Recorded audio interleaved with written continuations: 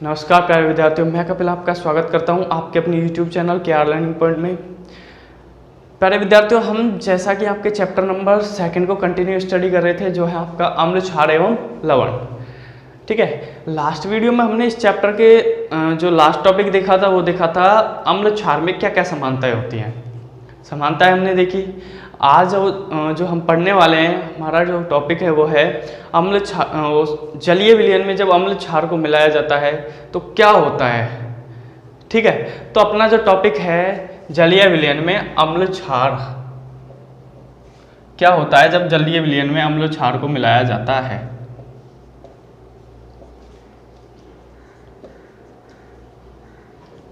में अम्ल क्षार,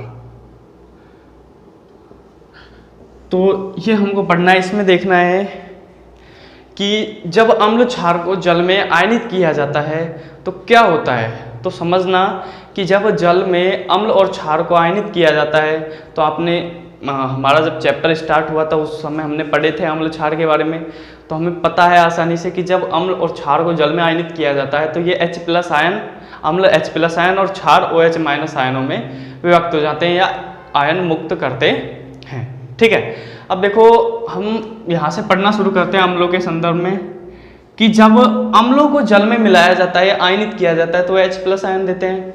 एग्जाम्पल के रूप में देखिए आप कि HCl अम्ल ले लिया हमने और इसको क्या है जल में क्या कर रहे हैं, आयनित कर रहे हैं। तो ये H+ जो जल में क्या है H3O प्लस OH Cl-, ठीक है, Cl- आयन के रूप में रहते हैं। अब देखो आप बोलोगे कि सर ये H3O क्यों लिखा है, तो यहाँ से आप समझना कि हमको पता है जल का जो सूत्र होता है, अणु सूत्र होता है, वो क्या होता है H2O। ठीक है, तो H2O में 2 हाइड्रोजन तो पहले से ही उपस्थित है जल में, लेकिन जब अम्ल को और इसमें आयनित किया जाता है, मिलाया जाता है, तो अम्ल का एक H+ आयन इस जल में इन 2 हाइड्रोजन के साथ H2O के साथ H3O के रूप में उपस्थित हो जाता है या जुड़ जाता है। तो आप ध्यान रखना कि जब भी या कभी भी अम्लों को जल में आयनित किया जाता है तो ये H+ आयन H3O+ आयन के रूप में जल में उपस्थित होते हैं और H3O आयन को हम बोलते हैं हाइड्रोनियम आयन। इसे बोलते हैं हाइड्रोनियम आयन। ठीक है, तो आपको ये ध्यान रखना है कि अम्ल जो हैं वो अम्लों को जब जल में आयनित किया जाता है तो वो H+ आयन मुक्त करते हैं। ठीक है, और वो H+ आयन जल में किस रूप में उपस्थित होते हैं, H3O+ आयन के रूप में, हाइड्रोनियम आयन के रूप में। लेकिन ध्यान रखना अम्ल जल की उपस्थिति में ही H+ आयन मुक्त करते हैं, जल की अनुपस्थिति में H+ आयन मुक्त नहीं करेंगे।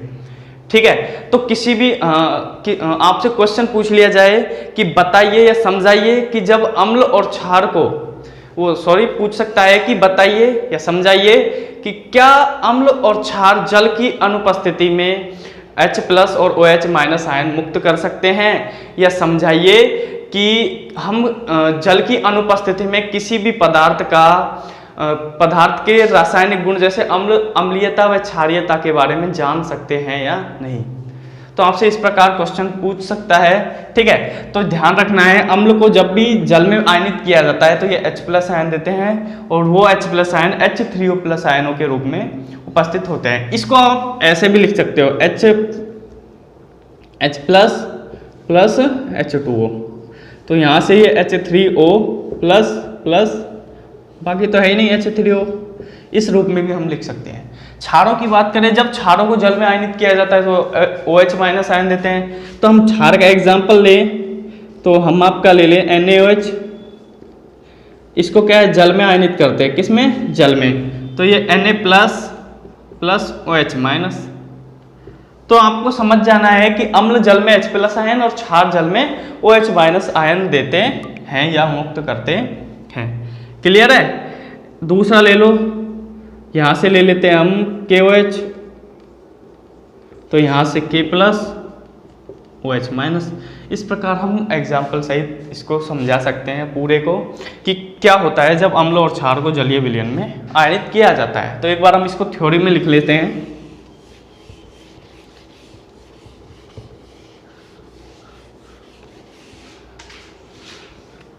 सबसे पहले अम्ल के बारे में लिखेंगे। जब अम्लों को जल में आयनित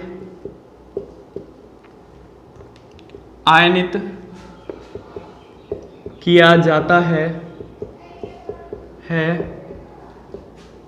तो ये H+ आयन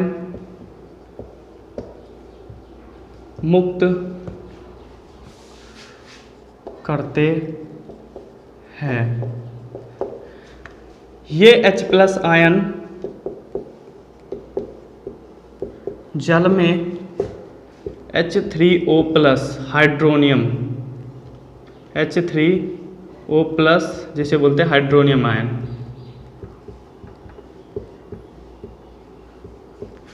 H3O+ आयनों के रूप में पाए जाते हैं। क्लियर है? एग्जाम्पल देख लें। आपका ले लेते हैं HCl अम्ल ले लेते हैं प्लस H2O, यहाँ से आपका H3O प्लस Cl माइनस, इसको बोलते हैं हम हाइड्रोनियम आयन।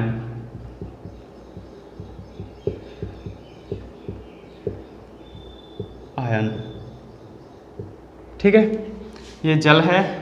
दूसरा लेते हैं क्षार का। इसी प्रकार एग्जाम्पल ले लेते हैं एक और H+ का, H+ plus H2O H3O plus. ठीक है, ये एक, आप इसको इस प्रकार भी लिख सकते हो। अब क्षार की बात आती है। इसी प्रकार जब क्षारों को जल में आयनित किया जाता है तो ये जल में OH- आयन मुक्त करते हैं। ठीक है, एग्जाम्पल NaOH किस में करना है हमको? जल में आयनित। ठीक है, क्या करेंगे? Na plus OH-। दूसरा KOH ले लेते हैं, जल में आयनित कर रहे हैं, H2O लिख सकते हैं, K प्लस OH-। ठीक है, तो एक बार ये जल्दी से उतारिए, फिर आगे अपना नेक्स्ट टॉपिक देखते हैं। देखा भाई, अब अपन आगे चलते हैं, एक क्वेश्चन पढ़ेंगे और इसी से संबंधित क्वेश्चन है जो आपका पक्का चांस है कि आपके एग्जाम में वो क्वेश्चन पूछ लिया जाए। ठीक है, और वो क्वेश्चन है आपका कि समझाइए कि क्यों अम्ल को तनुकृत करते समय, जब अम्ल को तनुकृत करेंगे तो समझाइए कि जब अम्लों को तनुकृत किया जाता है तो उस समय जल में अम्ल को मिलाना चाहिए, ना कि अम्ल में जल को। ठीक है, तो क्वेश्चन होगा अपना क्या? अपना क्वेश्चन हो जाएगा, समझाइए, क्वेश्चन है आपका, समझाइए कि क्यों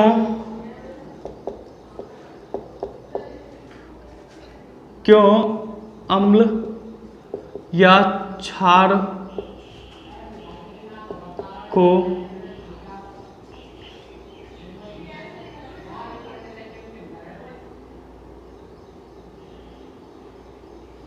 को जल में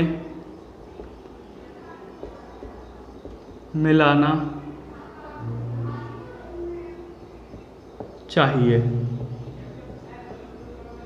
ठीक है, तो ये क्वेश्चन हमको करना है।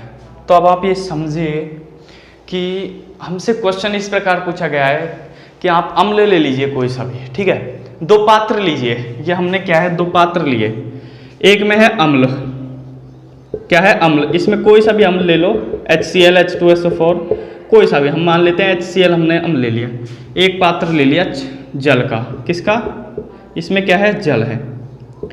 तो सबसे पहली कंडीशन, एक कंडीशन देखते हैं कि यदि जल को अम्ल में मिलाया जाता है, यदि जल को अम्ल में मिलाया जाता है, ध्यान रखना सबसे पहली बात तो कि अम्ल को और क्षार को, अम्ल और जल को जब आपस में आयनित किया जाता है, मिलाया जाता है, तो ये एक ऊष्माक्षेपी अभिक्रिया होती है, मतलब ऊष्मा निकलती है, ठीक है। अब समझना कि जब जल को अम्ल में मिलाया जाता है तो उस समय क्या है, जब जल को अम्ल में मिलाया जाएगा तो बहुत अधिक मात्रा में ऊष्मा निकलेगी। किसको, जल को अम्ल में मिलाया जाएगा, क्योंकि अम्ल तो है सांद्र गाढ़ा और जल होता है तनु, ठीक है। तो जब जल को अम्ल में मिलाते हैं तो क्या है, बहुत अधिक मात्रा में ऊष्मा निकलती है, और इतनी मात्रा में ऊष्मा निकलती है कि उस ऊष्मा से ये जो पात्र है, ये बीकर है, कांच का जो पात्र है, ये टूट भी सकता है, या एक विस्फोट के द्वारा, क्या है, एक छोटे से विस्फोट के द्वारा इसमें जो जितना भी अम्ल है वो क्या है बाहर उछल सकता है, उछल कर क्या है हमारे शरीर पर गिर जाएगा या गिर सकता है, और गिरकर हमको क्या है वो हानि या नुकसान पहुंचा सकता है, हमारी त्वचा को क्या है जला सकता है। तो वो कंडीशन तो है गलत कि हमको जल को अम्ल में नहीं मिलाना चाहिए। अब देखें कि यदि अम्ल या क्षार को जल में मिलाया जाए तो क्या होगा।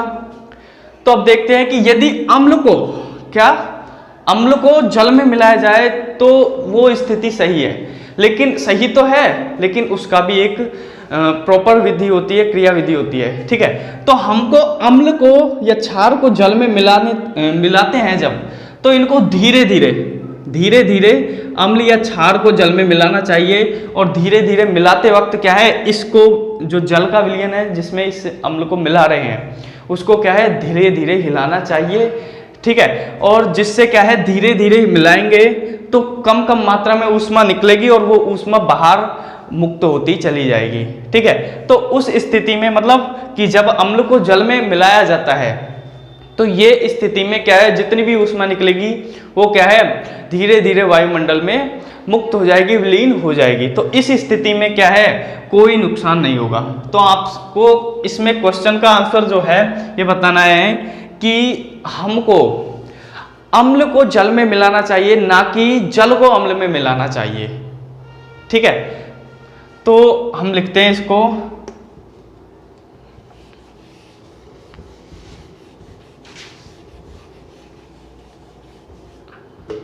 तो क्या लिखेंगे आंसर में,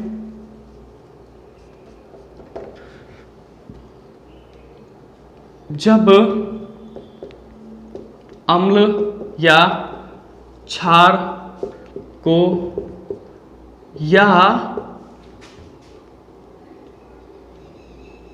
अम्ल या क्षार को जल में या अम्ल या क्षार में जल को मिलाया जाता है तो यह एक ऊष्माक्षेपी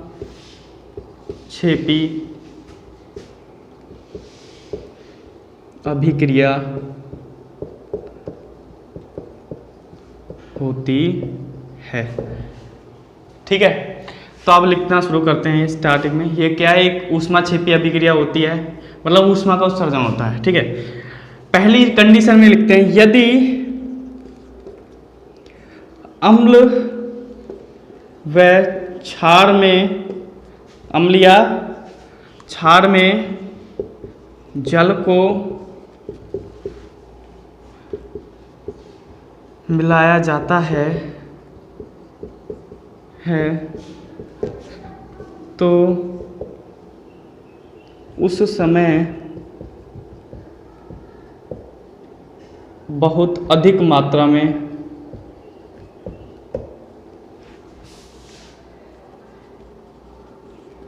अधिक मात्रा में ऊष्मा उत्सर्जित होती है, जिसके फलस्वरूप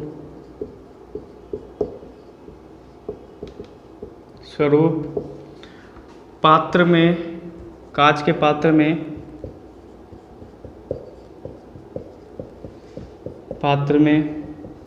उपस्थित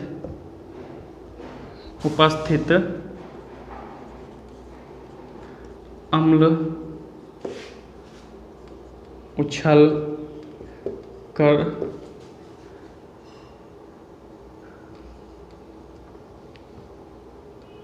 हमारी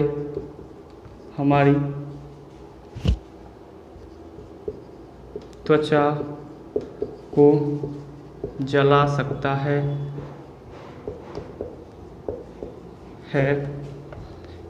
ठीक है, क्या होगा जब अम्ल या क्षार में जल को मिलाते हैं। ठीक है, ये यहाँ से समझना, ये मेन बात ये है। तो उस समय क्या होगा कि बहुत अधिक मात्रा में ऊष्मा उत्सर्जित होगी, जिसके फलस्वरूप वो जो कांच में अम्ल उपस्थित होता है वो क्या है, उछलकर बाहर आ सकता है, और बाहर आकर क्या है, हमारी त्वचा के संपर्क में आएगा। और आपको पता है तो अम्ल जो है वो ज्वलनशील पदार्थ होता है, हमारी त्वचा को क्या है, जला देगा। ठीक है, तो उस स्थिति में हमारी त्वचा को क्या है, नुकसान हो सकता है, हम जल सकते हैं। लेकिन यदि अम्ल या क्षार को जल में मिलाया जाए, और वो भी कैसे, धीरे धीरे, तो उस स्थिति में जो ऊष्मा उत्सर्जित होगी वो धीरे धीरे बहुत कम मात्रा में उत्सर्जित होगी। तो उस स्थिति में हमें कोई नुकसान या हानि नहीं होगी। ठीक है, तो ये लिखते हैं, यदि अम्ल या क्षार को जल में धीरे धीरे मिलाया जाए तो उस स्थिति में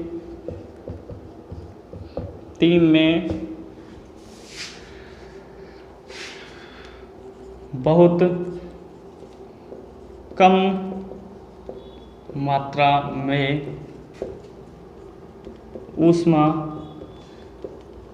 उत्सर्जित होगी जो वायुमंडल में विलीन हो जाती है।